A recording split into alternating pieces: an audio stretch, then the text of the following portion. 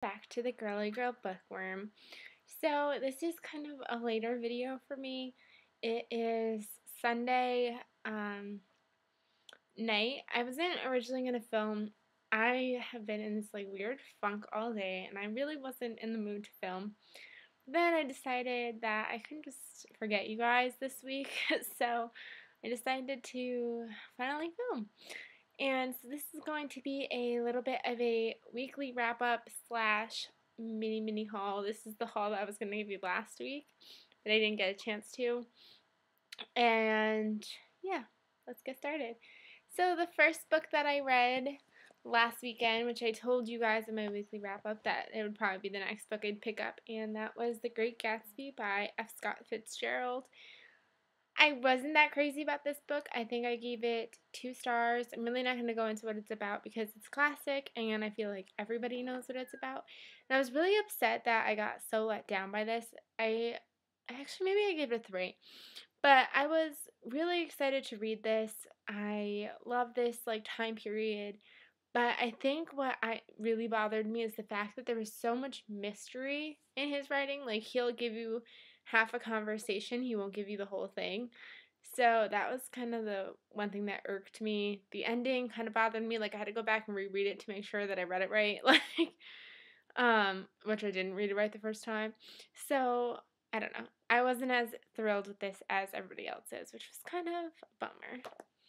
And then the next book I picked up last weekend was The 5 People You Meet in Heaven by Mitch Albom. It's another pretty short book, but it is so good. I think I gave this 5 stars on Goodreads. It's about this man, and he's 83 years old, and he dies. And that's not a shocker because it happens within the first page. And so he dies, and he ends up meeting 5 people.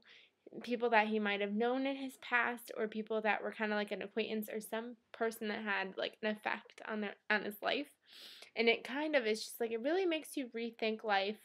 And I really enjoyed this. I really like Mitch Albom's writing. I've read this one, I've read For One More Day, and I've read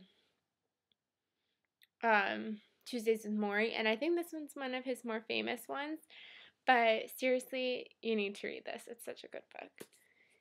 The next book I read, it took me all week. I started this on Monday and I just finished it last night.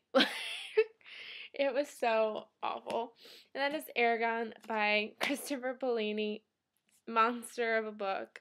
Awful book. I really didn't get along with this book. I think this is really one of my first fantasy novels that I've read. And I hated it. I am the type of person who, even if you don't like a book, you paid the money for it, you need to read it.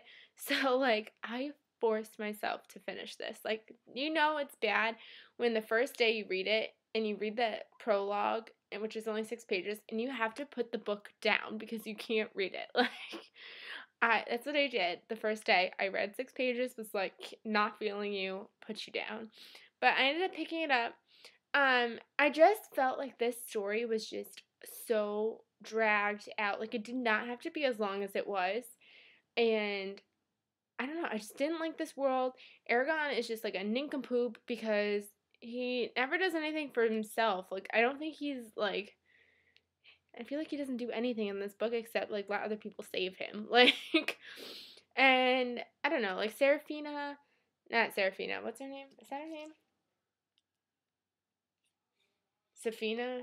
Why am I forgetting it? You would think after reading 500 pages I would not forget her name.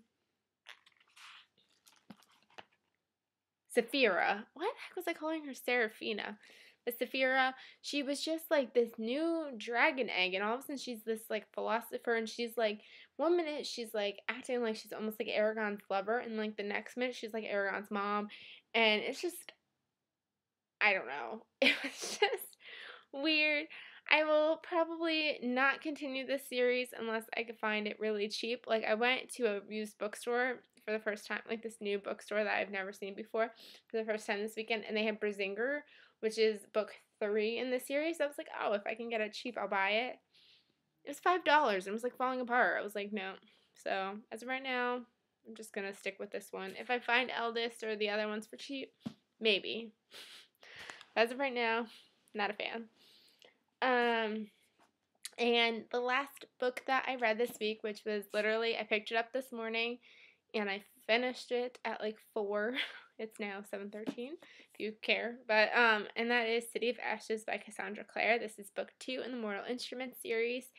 And this book I loved so much more than I liked City of Bones. I think I gave this one a 4. You would think I would know since I just rated it, but I'm pretty sure it was a 4. And obviously I can't go into too much what this is about because of the fact that it's a sequel, so I can't really talk about it. But if you didn't like City of Bones, I would suggest reading City of Ashes. The pacing is a little bit better. The storyline is better, and I will probably now pick up City of Glass at some point. But I really did like this one a whole lot better than City of Bones, so I cannot wait for City of Bones the movie now. And those are all the books I read this week, so not too bad, 4, even though like 2 were really thin. So technically like 3 if you wanted to like combine. So, now onto my little bit of a mini haul. I got 2 books last week. I went to the bookstore and the used bookstore this week, and I didn't buy anything because nothing hit my spot. So that was pretty impressive, especially since I've got 9 books coming in the mail. But the 2 books that I got are A Salty Piece of Land by Jimmy Buffett. And I first saw this, and I thought it was an autobiography, and I was like, oh, I love Jimmy Buffett, I'll read that. And then I realized it was a novel, and I was like, well, that's pretty cool. I didn't know he was an author, I just knew him as a singer. So I picked this up for like $1, and I really don't know what it's about, other than must be an island.